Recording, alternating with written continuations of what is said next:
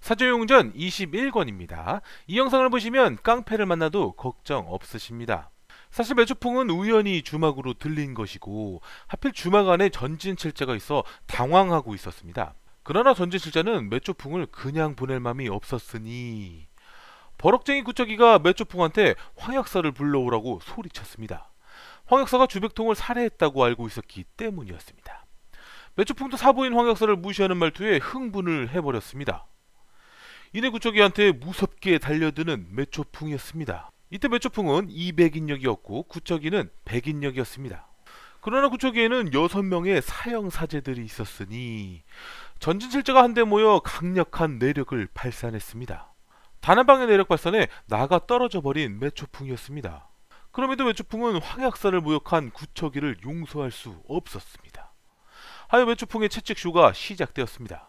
지금까지 매초풍은 수많은 일반인들을 죽여 무공연마를 했지만 항상 이런 대결 구도에서는 죽도록 처맞는 역할을 자처했습니다. 매섭게 매초풍의 채찍이 전진칠자에게 날아들어갔습니다. 매섭다고? 간지러운데? 전진칠자는 앉은 채로 가볍게 채찍을 막아내고 있었습니다. 비밀 공간 안에서 황룡이 구멍으로 내다보니 전진칠자가 북두칠성 모양으로 앉아 있었습니다. 그렇습니다. 전진칠자는 청강북두진으로 대적하고 있었습니다. 전진칠자의 평균적인 무공은 80인력씩이나 청강북두진의 전진칠자는 무려 600인력이었습니다.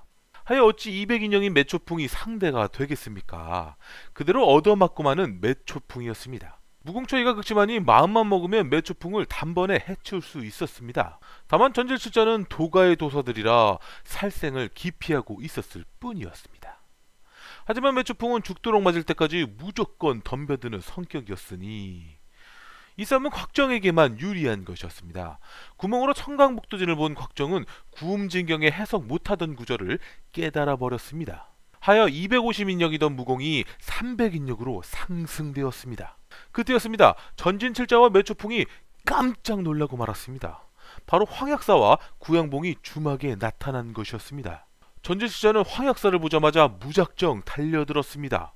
주백통의 복수 때문이었습니다. 그러나 전진칠자의 개개인의 힘은 황약사에겐 가소로울 뿐이었습니다. 전진칠자 중 가장 강한 구척이조차도 어린아이처럼 다루는 황약사였습니다. 어린아이들이 청강북두진을 꺼내들었습니다. 워낙 청강북두진은 사기급 무공 뻥튀기라 이제 해볼만 한 거였습니다. 하지만 현실에서 깡패를 만났을 땐 청강북두진을 쓰시면 안 됩니다.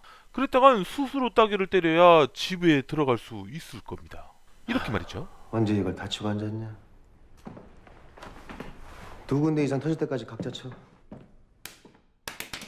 청강북두진의 위력을 발휘할 시간이었습니다. 이젠 황약사도 전력을 다해야 했습니다. 황약사가 밀리는 건 아니었지만 승기를 잡을 수도 없었습니다. 뒤에서 지켜보던 구양봉은 음흉했습니다. 황약사가 전진칠자와 싸우다 힘이 빠지면 거사를 치를 작정이었습니다. 하지만 매초풍이 뭔가 낌새를 채고 있었으니 처음에는 싸움을 즐기던 황약사였지만 시간이 갈수록 청강북두진을 깨뜨릴 수 없을 것만 같았습니다. 황약사는 모든 절기를 꺼내들었지만 승기를 잡을 수 없었고 어느새 아침이 되어버렸습니다. 그리고 곽정의 치료도 거의 끝나가고 있었습니다. 이제 누가 먼저 지치냐의 싸움이었습니다. 전진칠자 중 무공이 낮은 자도 있었으니 황약사가 유리하다고 할 수 있었습니다. 그런데 구양봉이 달려들었습니다. 한마공으로 전진칠자 한 명을 사정없이 공격해버렸습니다. 이 공격은 너무나도 치명적이었습니다. 이런 결과를 바란 게 아니었던 황약사가 구양봉한테 누가 도와달라고 그랬소? 라며 신경질을 냈습니다. 그러자 구양봉이 그럼 이번엔 전진칠자를 돕겠소 하며 황약사에게 공격해 들어갔습니다. 아직도 전진칠자를 상대하고 있던 터라 뒤에서 날아오는 구양봉의 한마공은 무조건 적중되는 거였습니다. 그때였습니다. 몸을 날려 무시무시한 한마공을 막아주는 이가 있었으니 바로 매초풍이었습니다. 이로써 매초풍은 목숨이 위태로워졌고 황약사는 구양봉에게 크게 분노하였습니다. 전진칠자의 상태도 매초풍과 같은 지경이었습니다. 이내 구양봉은 황약사와 전진칠자 모두를 상대할 수 없어 내빼버렸습니다. 결국 전진칠자 중 한 명이 사망해버렸습니다. 이젠 전진실자가 아니라 전진육자가 되었으니 청강북두진을 사용할 수 없었습니다. 하여 황약사를 상대할 수 없게 되자 다음에 복수를 하겠다고 하고 가버렸습니다. 매초풍의 차례가 왔습니다. 매추풍은 일전에 황약사와 약속한 대로 스스로 두 팔을 자르고 죽을 참이었습니다. 황약사가 그런 매추풍을 말렸습니다. 반역을 저지른 매추풍이었지만 자신과의 약속을 지키고 죽으려고 했던 것과 구영봉한테 자신을 구해주려다 이 지경이 된 것이라 황약사는 눈물을 흘리며 말했습니다. 너를 다시 도와도 제자로 받아주겠다고 말이죠. 매추풍은 마지막 바람을 이루자 기쁨을 감추지 못했습니다. 그리고 결국 매추풍도 세상을 떠났습니다. 오랜만에 해도 될까요? 세스감! 그때 바보소녀 주막의 마지막 손님이 도착했습니다. 주막 안으로 바보소녀와 함께 들어오는 강남 육계였습니다. 분노조절장애 황약사의 병이 또 도졌습니다. 안 그래도 강남 육계에게 황룡의 복수를 하려고 했는데 이젠 죽은 매추풍의 복수까지 묻고 더블로 갈 참이었습니다. 하여 죽은 매추풍을 들어안고는 매추풍의 손을 잡아 매추풍의 손으로 직접 강남 육계를 죽이려고 공격해 들어갔습니다. 어찌 강남 육계가 황약사의 상대가 되겠습니까? 여기서 강남 육계 모두가 죽게 되면 쉬스곤 2절까지 불러야 할 판이었습니다. 구멍으로 여섯 사부들의 위태로움을 보고 있던 곽정도 아주 조금만 더 치료하면 되었지만 도저히 보고만 있을 수 있는 상황이 아니었습니다. 결국 비밀 공간의 문을 부셔버리는 곽정이었습니다. 그러나 너무 흥분한 나머지 주화 인마에 빠져들고 있었습니다.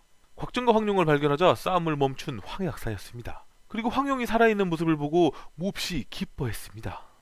하여 즉시 달려가 웅기웅공 중인 것을 보고는 곽정에게 심오한 내공을 전해주었고 혈도를 마사지해 주었습니다. 이로써 곽정은 조금 더 빨리 치료를 끝낼 수가 있었습니다. 황약사는 황룡을 보자 다시 온순한 황약사가 되었습니다. 곽정과 강남육계도 서로를 반겨주었습니다. 그리고 황룡이 그간 있었던 모든 일들을 생생하게 얘기해 주었습니다. 황룡의 얘기를 듣고 난 황약사는 두 사람의 사랑을 인정해 줄 수밖에 없었습니다. 하여 곽정에게 황룡을 주기로 마음먹었습니다. 이제 곽정은 황약사의 사위이자 홍칠공의 제자이자 주백통의 의형제였습니다. 황약사는 바보소녀가 공룡풍의 딸인 걸 알자 도화도로 데려가 자신의 마지막 제자로 삼겠다고 했습니다. 그때였습니다. 흰수리 두 마리가 다시 곽정과 황룡에게 날아왔습니다. 며칠 전 흰수리는 화쟁과 툴루이를 따라다녔기 때문에 곽정은 화쟁과 툴루이가 위험에 빠졌다고 알 수 있었습니다. 김영 소설에서 나오는 조류 중에 이 흰수리의 능력치는 2위였습니다. 1위는 사조용전 후속편 신조협녀에서 나오는 거대한 독수리였습니다. 곽정이 황룡에게 같이 화쟁과 툴루이를 구해주러 가자고 하니 황룡은 토라져 버렸습니다. 하지만 곽정이 황룡에게 난 너뿐이 없어 라고 하자 아이고 금세 알콩달콩이 되는 이들이었습니다. 하여 곽정과 황룡이 소옥마를 타고 먼저 가기로 했고 강남육계와 황약사도 뒤따라 오기로 했습니다. 이 세상에서 곽정과 황룡 두 사람을 이길 자도 거의 없었습니다. 거기다 황약사까지 뒤따르고 있었으니 그래서 구양봉밖에 없었습니다. 화쟁과 툴루이를 잡아서 나무에 묶어 놓은 건 구양봉과 사기꾼 구천인이었습니다.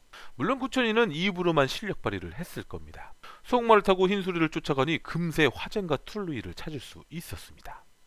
그리고 죽은 줄로만 알았던 곽정을 보자 누구보다 기뻐하는 화쟁이었습니다. 구영봉은 곽정이 자신의 한마공을 맞고도 살아난 것에 놀라는 눈치였습니다. 황룡은 이곳에 구영봉이 있는 것을 보자 황약사가 올 때까지 시간을 끌 생각이었습니다. 하여 구천인한테 자신과 겨뤄보자고 했고 구영봉도 구천인의 실력을 확인하고자 말리지 않았고 말이죠. 황룡은 일부러 힘을 빼고 싸워 시간만 끌려고 했었는데 말해 뭐해 이런 공격도 당해낼 수 없었던 구천인이었습니다. 얼마 안 돼요 황약사와 강남육계도 도착했습니다. 이젠 구영봉조차 겁낼 필요가 없었습니다. 구영봉은 뻔뻔하게도 황약사에게 인사를 하며 주막 안에 놔두고 온 구양극의 안위를 물었습니다. 그러자 황약사는 구양극이 매초풍처럼 죽어버렸다고 대답해 주었습니다. 구양봉은 다리가 불구가 된 구양극을 죽이지는 못할 거라고 생각했었습니다. 실은 구양극은 형수와 내통하여 낳은 친아들이었고 그렇게 큰 충격을 받아 시간이 갈수록 트라우마에 빠지게 됩니다. 다시 황약사에게 물었습니다. 누가 죽였냐고요.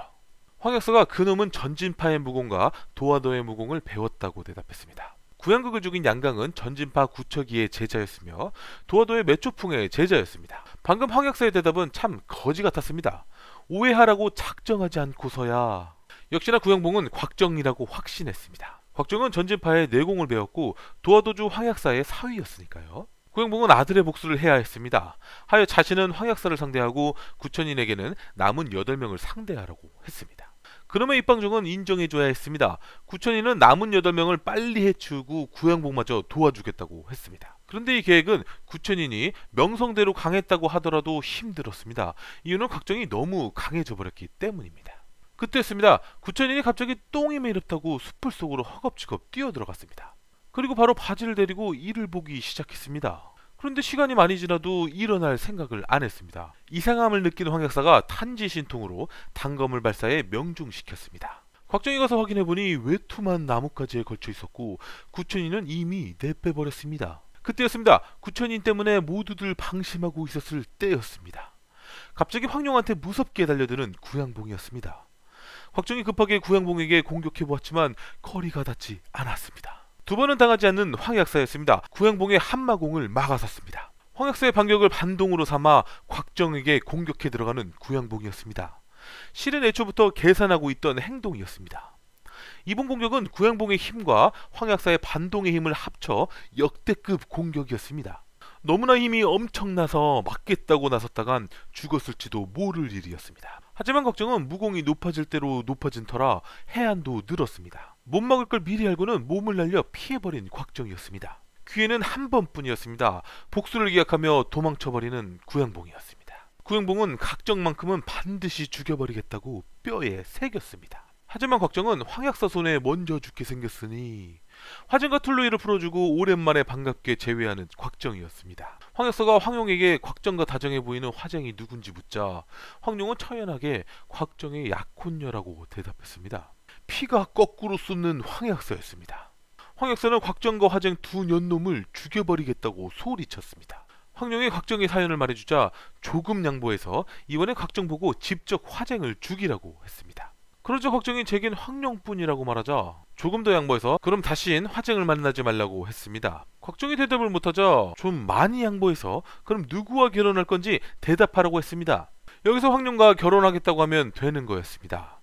곽정도 그러고 싶었고 말이죠. 그런데 툴루이가 불을 질렀습니다. 화쟁과 결혼을 안 한다면 너와 나의 우정은 끝이라고 말이죠. 하여 지극히 곽정스러운 결정을 내리고 말았습니다.